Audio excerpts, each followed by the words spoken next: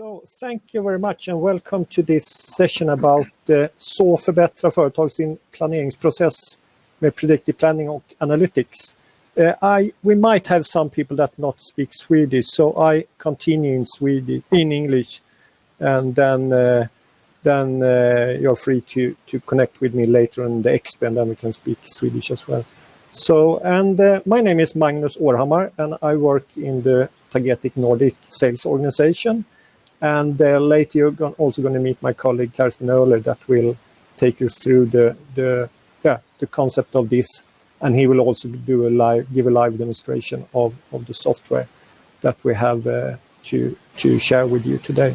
So can you please, Karsten, change slide for me? Of course. Very good, thank you. So let's start with a short introduction of Tagetik before we get into the details. So Tagetik is started 20 years ago in the Italian region, and from that point we have expanded. So we have a very strong presence in Europe, and we are also growing very fast in US and Asia. And what happened in 2017 was that Tagetik were acquired by a company named Wolters Kluwer. So today we are in the Wolters Kluwer family, and Wolters Kluwer is a company that is based in Amsterdam. So we are listed on the stock market in Amsterdam, and as you see, it's a company with a long tradition and history, and mainly known for its software within audit, accounting, and tax, and also some healthcare. So that is mainly where Wolters Kluwer is known from its software. So. But back to Tagetik, we started also up in the Nordic region in 2017, and from that point we have expanded, and today we are 10 people in the Nordic region, and we have close to 50 customers in that region. And just to give you some example of the customers that I can mention here in this meeting, customer is the Danish company Hempel, that is running Tagetik for consolidation, but in planning, and have over 1,000 users in that solution. And just recently, they also put on IF16 as well. So they are running quite many processes from Tagetik within the same software. So, Karsten, can you please change to the third slide before I hand over to you?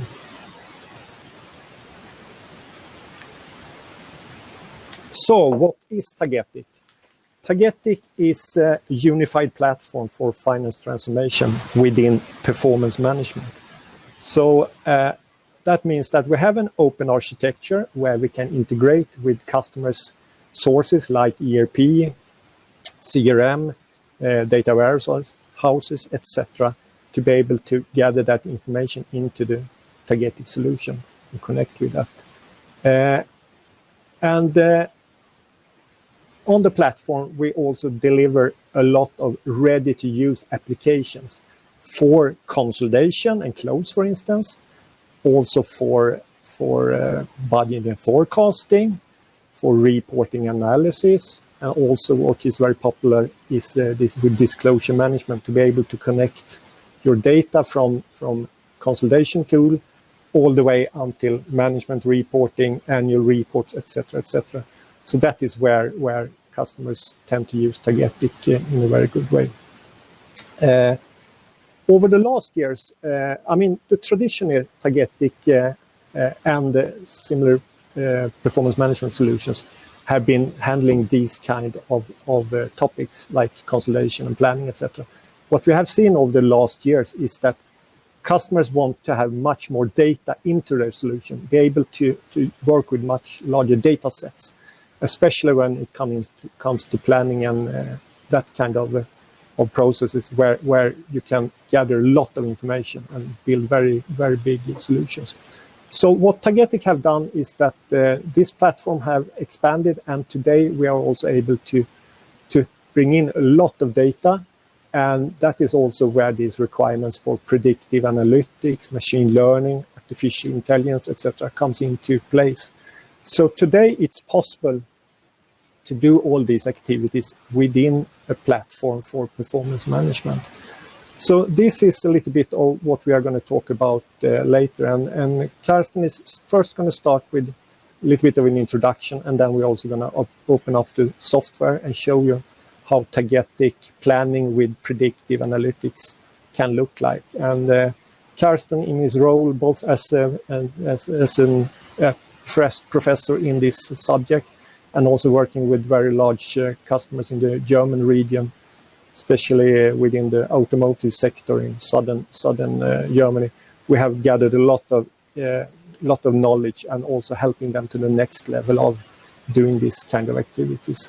So with that said, Karsten, I hand over to you, and please go ahead. Yeah, thanks, Magnus. Magnus already mentioned I'm a solution architect in Germany, and have a long year background in planning and consolidation. Worked for over 30 years now in this area, professor for controlling, and I fell in love some years ago. Not what you think. I'm happily married for 30 years now, but I discovered I learned to work with the language R, statistical language, where you can solve typical statistical machine learning problems. And this, I would say, changed my life, because it opened up really new ways how to plan, how to forecast, and it was absolutely amazing. And with my controlling background, I think this was a good starting point. And so over the last 5 years, I worked with my colleagues, my development colleagues,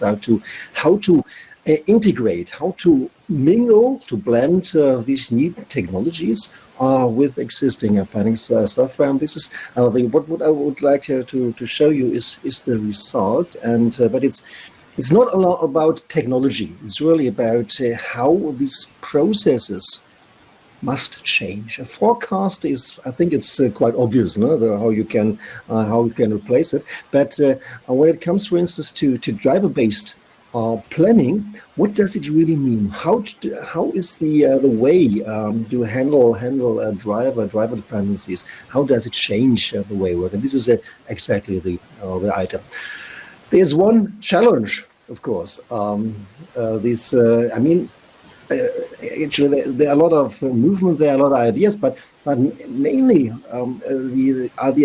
it's about handling the expectations. Usually they are much too big, and it's more really about so how can we improve our process on a continuous base. I think it's not disruptive. It's really how can we change it. And the idea was to ask customers, users about what is challenging. BARC is a German analyst institute, and they asked them, and quite obvious, it's always about the forecasting planning processes consumes too much time. This is given, and I mean, it's clear if you can automate your forecasting process, you can save a lot of time. So, sorry, this was not the right one.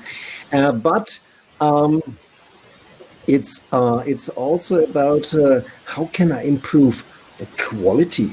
So finding out inconsistencies. So maybe some data are too optimistic, some data is missing. So how can we improve the quality? This is the second item. And the third item is important as well, is how can we react on certain situations. So usually it's you can change the revenue and what is the result on the overall profit.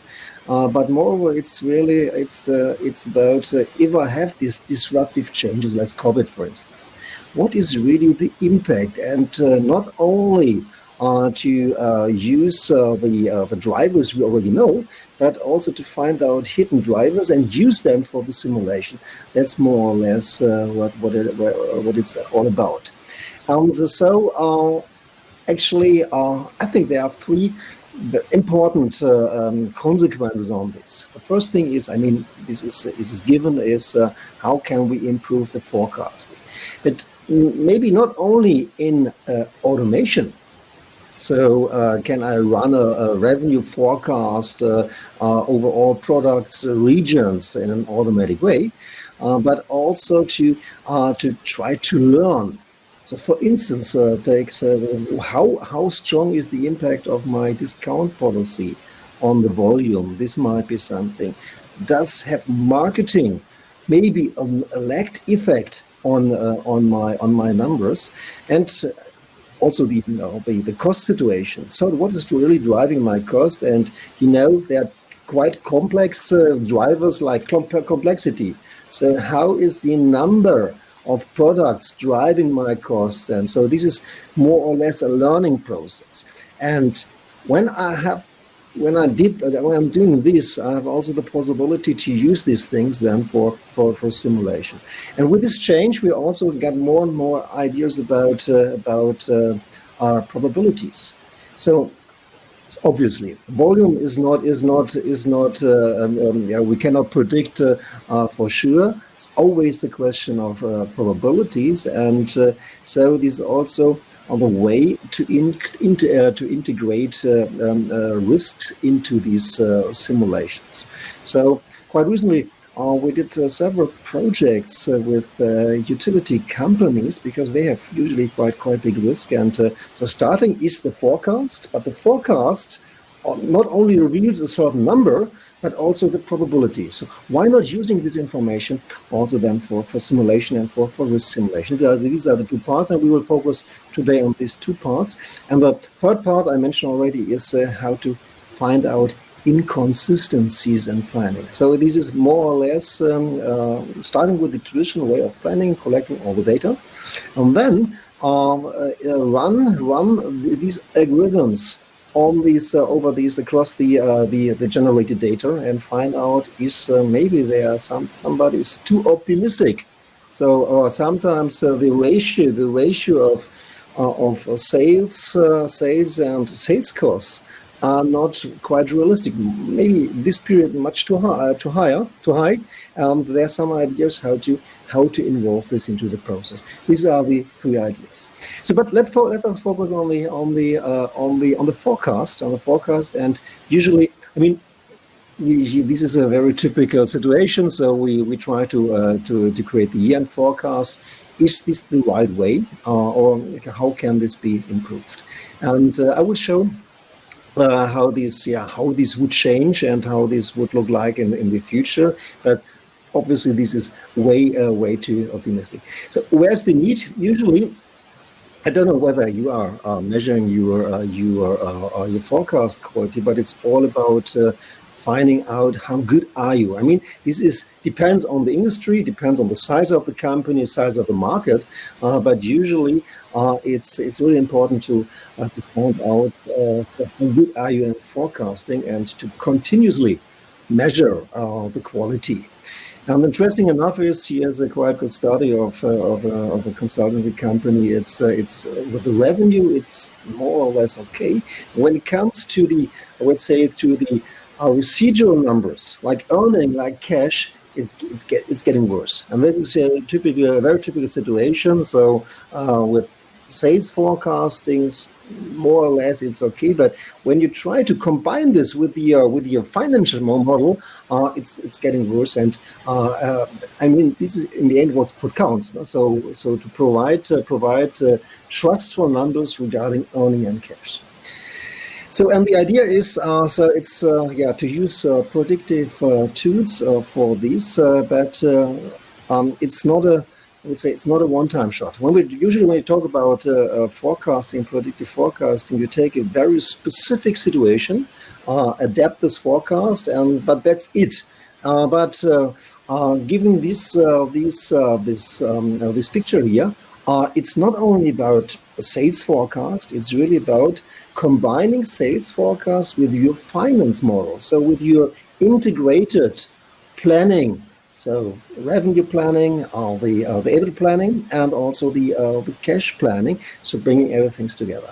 And so this is more than just a forecast. And let me just show you one example before I will jump into some of the implementation ideas. It's really bringing these things together. And what you can see, it's a quite complicated picture, but it shows that, of course, the heart of forecasting and also the simulation solution is the our well-known financial platform. So an integrated P&L, cash flow, and balance sheet. Right? We have a lot of, I would say, predictive spots to integrate. So of course the right one. So the right one is, of course, these are the sales forecast prediction in different ways. But it's also necessary to integrate. For instance, if you're a production company, it's the predictive maintenance results, because you have to predict the future maintenance cost, the travel expense. So why should every planner decide to plan manually his travel costs? So usually you have some quite good indicators. So it might be the typical fares, the holiday calendar, and so on. And with this information, it's possible to generate automatically maybe a first good draft about this cost situation. So there are a lot of ways how to integrate our predictive analytics into your system, and with this it's possible then to create meaningful simulations. And one last example is what might be a quite important thing is to predict when do our customers pay the invoices. So, and usually, simply might be a prediction of the DSO, so days of sales outstanding, but this is usually only valid for a certain horizon, because if you have a certain, usually they pay between 15 and 30 days. Usually your forecast, your cash forecast, only takes for this time frame, and to get a full year forecast is always an integration of a sales forecast, because first step, you have to predict your sales numbers, and the second step is to adapt the DSOs then to continue the cash expectation. So only bringing these two things together, it's possible to create at least the revenue, the cash effect of your revenue. So this is one example. So overall, this must be an integrated part of the overall picture. So having said this, let's just jump into a short demo. I will show you two parts. So first thing is a very typical sales forecast, volume forecast. The second thing is to show how to integrate this way of prediction into a driver-based cost planning. So we have it's not the complete picture, but there are two elements to show how these things can be integrated. So let's jump into the presentation. This is Tagetik. I don't want to tell a lot about Tagetik. Tagetik is an integrated system for planning and consultation, as Magnus already mentioned. And our main focus are the processes. So the overall glue, which really keeps everything together, is the process. And let's start with a certain process. Let's jump into this one. And there's a small story about green vehicles. It's about a sales forecast for green vehicles. And so let's jump into this process. We have a strong process orientation. It's a sales forecast, target setting, budgeting. Might be a typical situation, and you see on the right side, you see the elements, the organization units which are involved in these, and maybe starting with a sales forecast. And so on the right side, you see the structure, and you see also the responsibilities, and you can track all the ideas who is finished with this task. And but I want to focus on the predictive part. And so usually it starts with, the difference is not to start with my past forecast, but maybe to start with collecting all the data. A lot of prediction is done in the background. Our approach is to automate more or less most of the things. So it might be loading data. So this could be some of the steps, and it's more about also getting external data and a lot of pre-processing. So we usually have in our projects a lot of inconsistencies in the data, so we have to correct the data, adapt the data with organizational changes. So this is, I would say, the background work. But let's directly jump into the analysis. So analysis of an overall forecast, the situation, and simply maybe starting with the analysis of the recent year, because I want to show how good is the quality of my forecast, how good am I adapting my methods to a typical situation, and could start with a top-down analysis. So we start on the EBIT view, and so I show a lot of data, but usually, let's say this company is doing manual forecast, so in the traditional way, and they started first with collecting the numbers and how good they are, and if they compare the forecast 2019 with the actuals, you can see here. So we see the volume variances, and overall, it's not too bad. So we have a year variance of 7%. We measure usually we take the MAPI, so the mean absolute percentage error, which is not too bad on the monthly level. It's not too good, but overall it might be okay. But maybe it's also important to understand, to see how this would look like when I look into the detail. So I jump down into the volume. Let's jump into the volume, and let's have a look how the forecast is performing over the, I would say, on a product and on the regional level. You can see a lot of bigger variance. This is a very typical situation. So if you start on the high level, maybe the forecast is okay, but when you go down, and you typically see challenges here, and so it's not quite good. And I have one product where I would like to dive a little bit deeper. So let's jump into the product part, and so you get an survey about an overview about data. So how was the last year? So how was it? And you see it's not quite good. We have a MAPI of 13%, and so with the traditional way. So the first thing you are using is you are working you try to find out can I use automatic methods, and usually you are using time series methods. So trying the data from the past and using this, and let's simply take a whole winters. So we are using the standard methods, and this is there's an automatic selection of parameters, but you can also change them. But what would be the result if I had used predictive in the past? And what you can see now, you get a corridor of probabilities. You remember I mentioned the importance of probabilities, and you see also it's quite better. And the error is now 9%. It's better. It's not. I would say it's not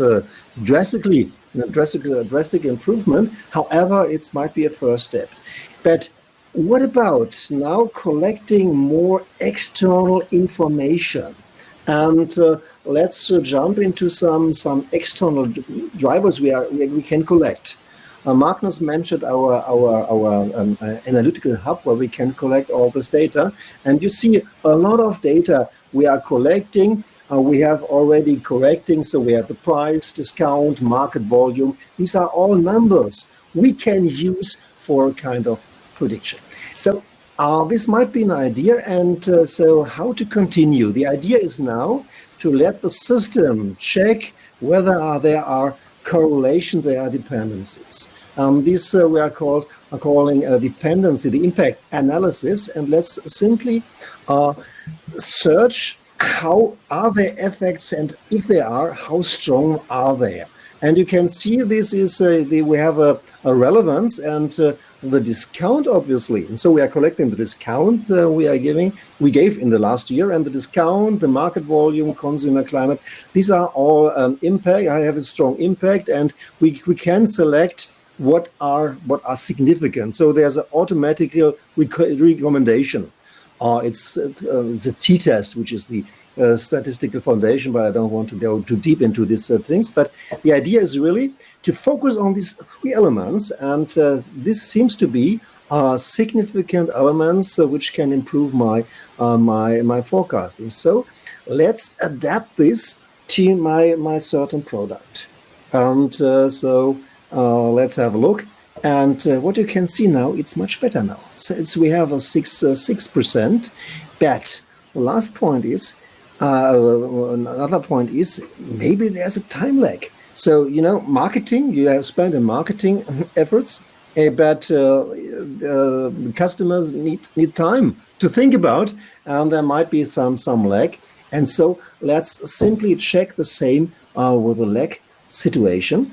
And so what is now the picture? And you see you get more drivers. You get the discount with a positive coefficient, but you get also a discount with a lag, with a monthly lag of 1 with a negative effect. It is quite obvious because usually if you give a discount, the people buy. But even if they want to buy, but they haven't decided yet, so maybe with a discount they decide, but for a decision which is already was planned for the next period. So you have a negative effect on the next period, might be the case, but adapting this one and putting this into, I don't want to save because I didn't change this, how would this affect your numbers? And this is an idea how this could be adapted. And now you see, using these drivers, using also the lagged effects, it's obviously quite okay, because now we have a variance of only 3%, which really helps. And so this could be an idea how to automate this and to select this information. And I give you just one. Would you like to show one overview? Because now we can adapt these methods automatically to all products and to all levels, and this is the result. So we check automatically some methods, and what you can see is in most cases this lagged method might be the best one, but it's not always the best one. So the system can then check which could be the best method and collect this then automatically. So, and to give you just in the last minutes a short idea how this can be integrated in a typical costing process, let's simply jump to another process, to a costing process. So I open the same process interface, jump into a cost plan, and how could this look like? And let's simply open a cost planning sheet. So this is for entity in New York. This is for a cost center accounting, and usually you know all the budgeting sheets where you have to collect data for certain cost types, but there is a change in the structure because if you do driver-oriented costing, you have a lot of drivers here, so where you can say, okay, which affects my cost, and you have here your costs. So, but these costs are usually affected by drivers, and what you can see now, if I use prediction, I get a proposal about how strong is this, how strong are these drivers affect my costs. Now, so this can be created automatically in the same way I showed you. And given this one, so giving this structure, it's possible to generate at least a first cost proposal out of your drivers. So for accounting, it might be the number of customers, the FTEs, of course, simply well-known drivers like square footage, but also new customers. So these are all information which are collected, and this is something you can use. You can always override, so you can put in here some direct numbers, but you can also change, add some numbers also where you would like to override. And with this information, it's possible to run a full simulation then. So let me just to show the last one to run a simulation, because now it's not only about a prediction. We also know the effect, and what you can see now is let's select a certain a certain version, and now it's possible to run a simulation. So simply changing the drivers. No? So to do, for instance, here a disruption here, and in an instance, when you run this calculation, you will see an instance the effect on all the cost centers, and you have the comparison here on the variances. So this is a very short demo. You can see, you can talk a lot about these possibilities, but it's very important not only to do a spot prediction, but really to combine all the predictive tools very close to your planning process, and hopefully you get some insights how this could work in a practice way. So that's that's our overview about how to run such a process. And let's just jump back. So it's about really end-to-end prediction. The idea is not only to use prediction for the result, but also to get insights, to understand what is driving my business, and also to gain actionable insights. No? So how can I? What are the effects of activities, of countermeasures, and to find out? What can I do? What should I do? And what are the effects on my profit and loss and on my cash situation? Yeah, thanks a lot, and hopefully you enjoyed the session. Here our contact information. My contact from Germany, Magnus here in Sweden. So thank you for attending this event, and have a nice day. Thank you. Bye. Thanks. Bye.